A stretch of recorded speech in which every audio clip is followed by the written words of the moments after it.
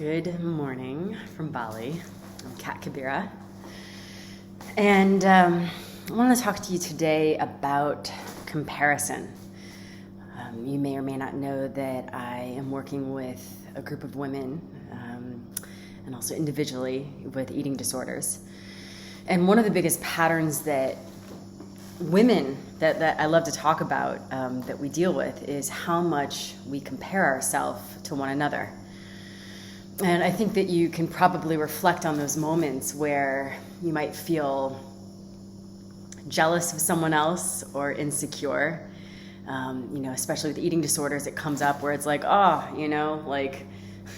swimsuit or bikini body looks different from mine, or, when we're training or working out, the shame around not having the yoga body, and we're trying to break that construct because probably, to me, one of the biggest diseases we have, that's not just a personal one, it's a collective one. It's not just this generation, it's, 1,000 years or more. As women, there's an indoctrination that, we're not good enough. And our normal is thinking, I'm not good enough, how do I improve myself? And, the diet industry has spent billions of dollars, if not more, trillions, to really reinforce, this is how you improve yourself. Interesting to look at what the perfect or ideal body is through the different generations. It's usually the one that's most difficult to achieve. So way back when food was less available to us, of course, a more voluptuous body, even one that we would consider fat these days, that was the ideal body type. And that soon, as through modernization and the Industrial Revolution, it's like, okay, well, actually, it's a little bit harder to achieve, a slimmer body, or, a slimmer body with like bigger boobs and an ass. I mean, it's gonna, just remember that it's always gonna be the one, and this can be a little bit cultural, that's most difficult to achieve. So where I like to look at always the positives of things. This is not me being the American, only think the positive, though I think we're kind of breaking that construct these days. We definitely have gotten more real as a civilization or as a culture the past few years. Personal opinion. But if we look at the positives, those times when we start to feel jealous or compare ourselves to someone else can be a great indication of, there's something there that I'm denying myself, especially when we talk about jealousy, especially when you see maybe someone else is expanding. There's an expansion I'm denying myself. It's interesting how much we don't even realize what we deny for ourselves. I was sitting with a good friend last night, and she's like, I've been denying myself guitar lessons for 20 years. I think we can all, what are those things that you really want that you're denying yourself? So I notice sometimes when I get jealousy, it's like, I wasn't giving myself that permission. So that can be one thing, a way to play with jealousy. Instead of shaming yourself for feeling jealous, is there something in there that you want to give yourself? And of course, there's that fear of if they have it, it means I can't have it, right? So, no, can we all have it? Can we all have it? This is something where, let's go back to kindergarten. Can we share? Can we know that we all get to share? We all get to partake? It's not like one person gets to hoard. So, someone else gets pleasure and you get pleasure. Just because someone else is miserable doesn't mean that you get to be happy. We can be happy together. On an energetic field level, when we are feeling delight and expansion, we create that for someone else. Vice versa. We get to share. We get to support one another. We get to take care of one another. That's how it works. So, there is an interesting split that happens when we start to compare ourselves. And, these thought patterns that we have, it's so cute. If you really pay attention to who's the one that's being triggered, or who's the one that's running the show, or who's the one that's talking inside, it can be this sweet little 4-year-old in you, that's a little bit pissed off. And if you could see like, oh, she's the one that's comparing herself, who really just wants to know that she's okay as she is, but that there's like this sweet little one inside of you who's, just a little bit jealous, a little bit insecure, and just doesn't know that she's okay as she is, or he's okay as he is. So it's helpful to look underneath, when you're doing the comparison, is that there might be a little part of you that's like, am I okay as I am?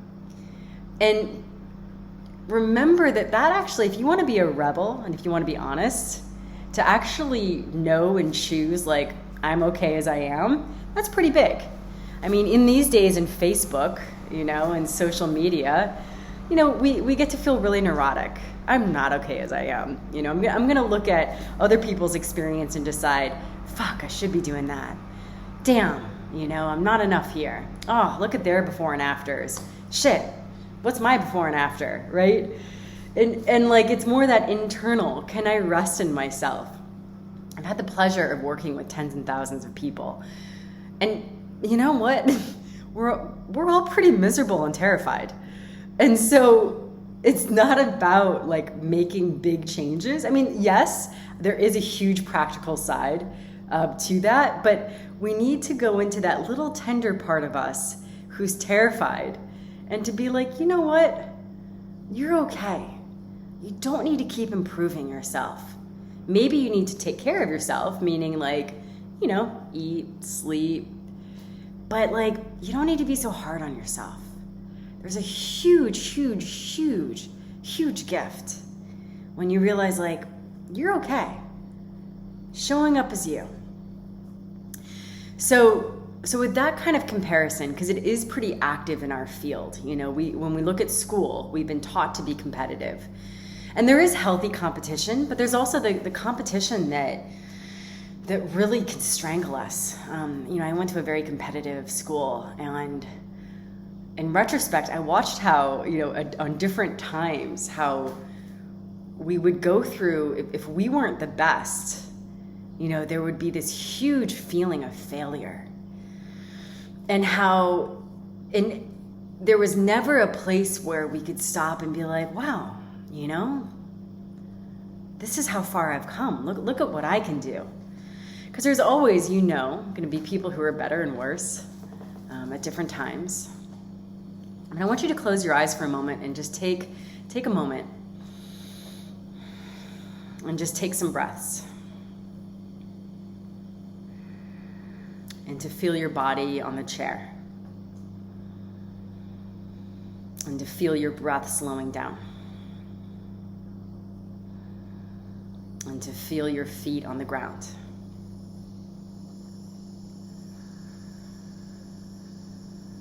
And if you need to keep your eyes a little open or closed, whatever keeps you a little bit more here.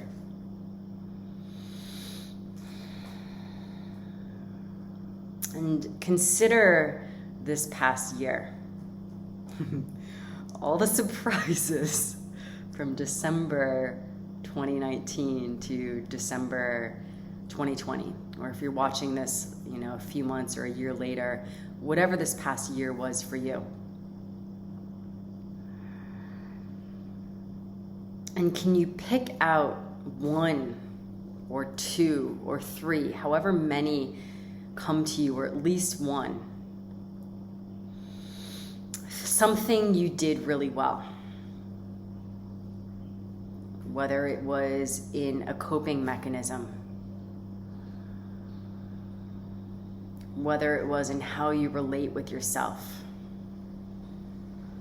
something you did in your job, something you did in relationship to another, a new idea you had,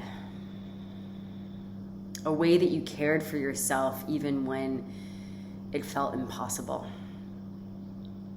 Reaching out for help, being vulnerable. Birthing a new business. Notice what comes to you.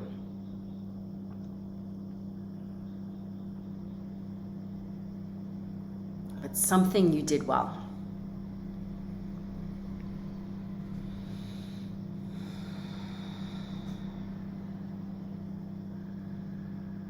And not because other people approved of it, but something you did well and it feels right for you.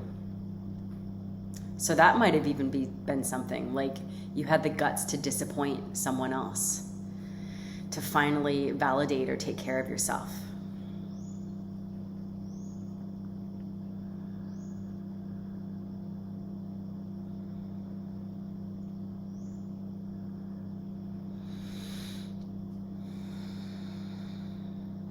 And keep deepening your breath.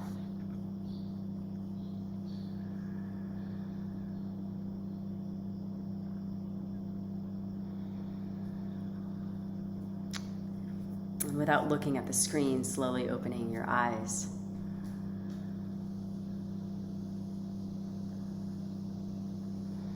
If there's a habit that we have of looking outwards and comparing ourselves to what we think we should be,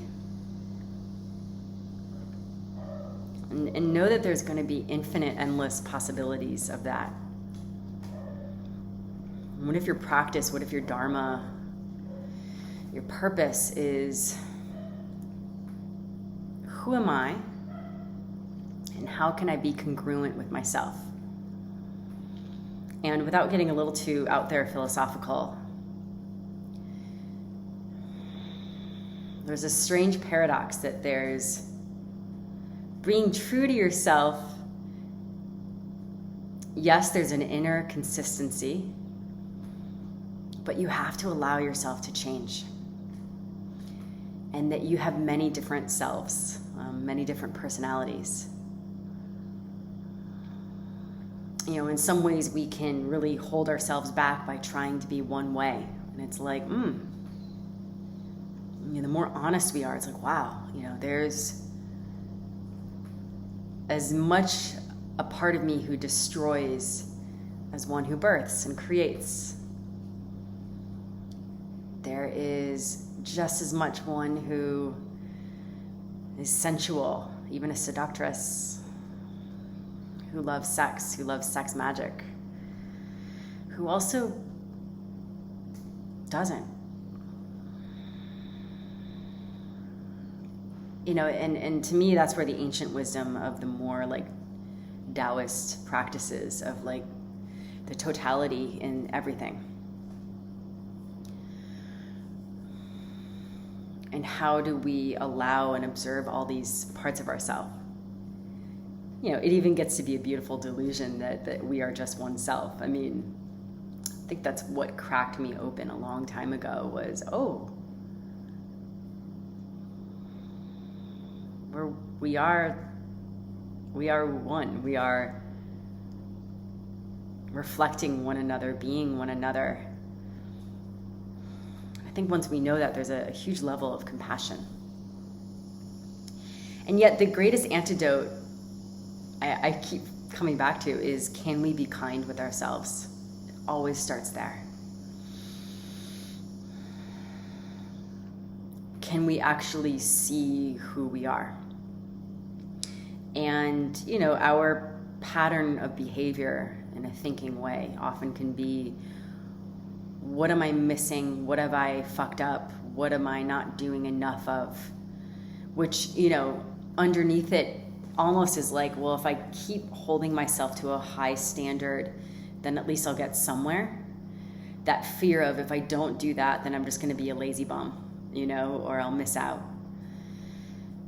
You know, we could almost say that that's a patriarchal indoctrination. And I don't know about you, but for me, there's always been a terror in being, a terror in rest. Maybe I'll get attacked then. Maybe something bad will happen. Maybe I'll miss out. Maybe there's nothing there. Maybe it's just the terror of aloneness or the void. And yet the whole premise, like what probably has kept me on this planet and wanting to be here, is my relationship with the void, with darkness, with nothing, with source, with creation. In the beginning, there was the void. It's our creation, and that's where we go back to. And it's something that we don't have a mathematical equation for yet. I secretly think math is pretty cool. The sacredness of numbers.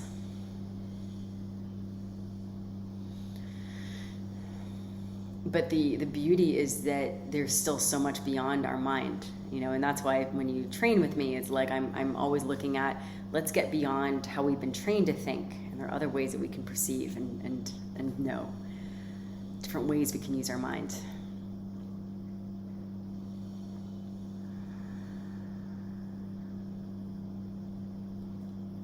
And for a lot of us, the way to begin to know ourselves is to slow down and create space, which can be terrifying. It can be the place for those of us with addictions, like we can't handle it, and we fill that space up.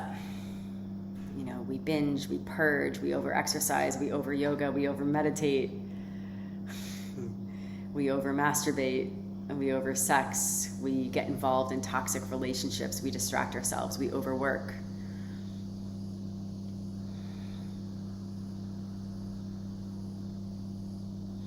And being able to meet our own aloneness is the place where we get to know ourselves. It's where we know God.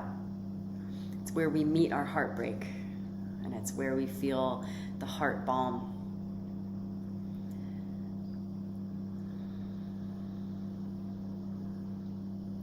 And I'll leave a different video about why, we also need other people. So I'm not saying be a solo person all the time.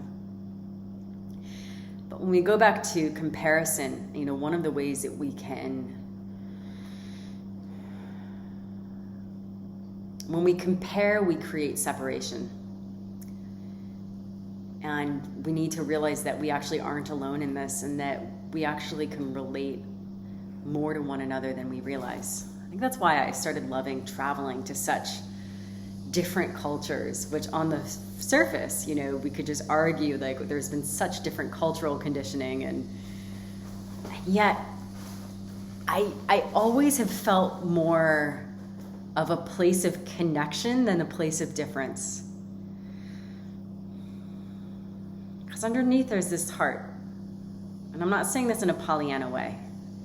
I've had some tough times. And I've gone to some tough places. But there is a place where we can meet one another underneath it all.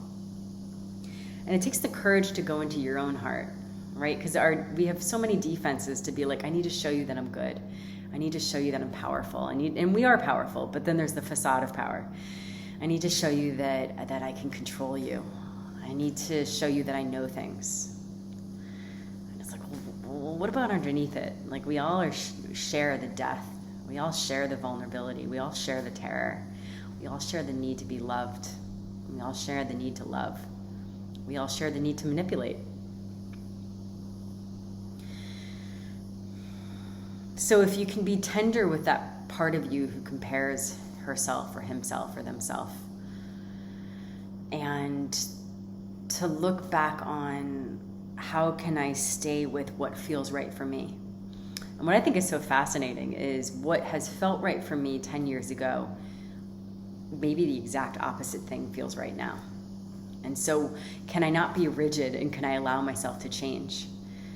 I think for women in general, that's something that we need to allow ourselves, because it's we have moon cycles, we are constantly going through a change. There's a massive change that we go through, in puberty, which men experience too, but also through birth, through menopause, through loss. There's a monthly cyclical way that we experience ourselves that, we still live in a place that's much more linear. That's not real, and we try to fit ourselves into that. And there's big freedom when you're like, yeah, I change a lot. And that's not because I'm inconsistent or lazy or I don't know myself. I'm being honest, I think we can agree with this year that it's a year of surprise and change, and it's actually keeping us a lot more present and a lot more real. So if you can keep reminding yourself to do yourself, you do you. And to be gentle, because usually we're feeling really insecure when we compare ourselves to someone else. And just on an eating disorder side, our tendency will be, can I take my pain out on my body? Kind of like if my body's okay, my life's okay. And men do it too. You know, if I work out, if I get big enough, if I get strong enough. You know, and I've been there. I have attained my ideal body. Didn't make me any happier. I love my belly. You know, there's a certain joy I have, and it has nothing to do with what my body looks like. It feels really good to walk around and be like, here I am. And that's what we need, is like, here I am. Just like you were when you were like a sweet little 2-year-old or 3-year-old, you know, with your little wobbly legs and your little shirt that maybe didn't go all the way down, and, you know, chocolate smeared on your face, and you just knew you were the shit, right? So we need to go back to that, of just like, here I am. And you know, with kids, where it's like you go up and you're like, I want to check you out. I want to see how we can play. I want to see, like, I just assume that you love me. I assume to be accepted, and I assume to love. And I'll talk about it in a different video about rejection, and almost how we secretly reject ourselves, and that prevents our ability to meet one another these days. But can you really validate who you are?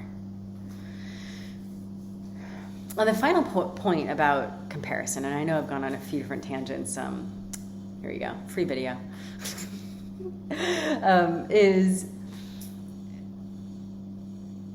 do you ever compare yourself to how you think you should be? You know, like last week I went surfing, and, you know, I'd had a great surf the week before, and was in a very different space that week before, and had a lot of energy and focus, and big waves, I could handle them. And I was going out in a much smaller day, but I was in a much different place. I was menstruating, I was feeling fragile. There was a deeper loss that I was mourning. I wasn't in the mood to surf, but I was kind of going anyway. And, you know, I watched myself, and luckily I caught it, where I was like, oh, you know, Kat, like, you can surf this stuff. Like, I was comparing myself to how I usually am. And I was able to know, like, you know what? It's not doing me any good to put these expectations on myself. Also, I don't really care, you know. I don't need this. I'm doing this for my own enjoyment.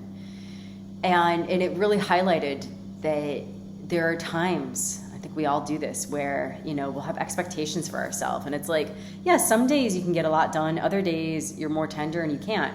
We're also not meant to be like overproducers. You know, that's part of schooling, of just like, you know, let's keep staying on top of it. You know, school never taught us how to rest properly. You know, it almost taught us all or nothing. A lot of homework, and then you get like 3 months off. You know, like, we need to learn to have vacations all the time, and to enjoy ourselves, and to not be like in that 9-to-5 schedule, you know, and follow your own pulse. We all have different work habits, and that's really important to own. So we can really do ourselves a disservice, because, you know, we don't get to control our feelings. Things come through, and it's like, okay, how do I support myself, instead of how do I beat myself up because I'm not feeling the way I think I should feel? Like, the shoulds kill us. And if you can look at, because that's a power that you have, the way that you compare yourself to how you once were, or how you think you should be, keeps you out of the present of being with yourself. It can be challenging, but if you can actually meet yourself when you're feeling stressed out or in pain, usually your body has some deeper needs going on. And that's a process to go through. It's not something I can just quickly talk about on a video, but if you at least can say, you know what, I don't even know why I'm feeling this way, because we like to analyze, right? Like, oh, why am I feeling this way? And how can I fix it? I'm just gonna make space for this part of me and just see what happens. At some point you're gonna have, if you haven't already, like, you're gonna get to know grief, and grief comes out of nowhere. You don't get to plan it. And the thing about grief is that you can really work to suppress it, or you can just allow it to be here. I had a day last week where it's like, grief. I made a video about it. And what was beautiful was that because I allowed my grief and all the other agony and despair and feelings that came through with it, because it was like I was grieving everything. And I really made a point not to think about it, because I was like, that will make me crazy. I woke up the next day and I felt lighter and clearer and more here. So when you allow these deeper feelings to move through you. Not analyze, not fix, move through you. Like a wave. Maybe gnarly wave, but a wave. Usually the next day, you're going to feel more here. You're going to feel a little bit clearer, a little bit lighter. So I know I went on a few different things, but the main thing is how to be tender with yourself, what to do when you're comparing yourself with others, and also what to do when you're comparing yourself with yourself. Be a fucking rebel. Know that you're already enough. Sending you lots of love from a very humid, rainy-ish, gray, magical Bali. Have a good day.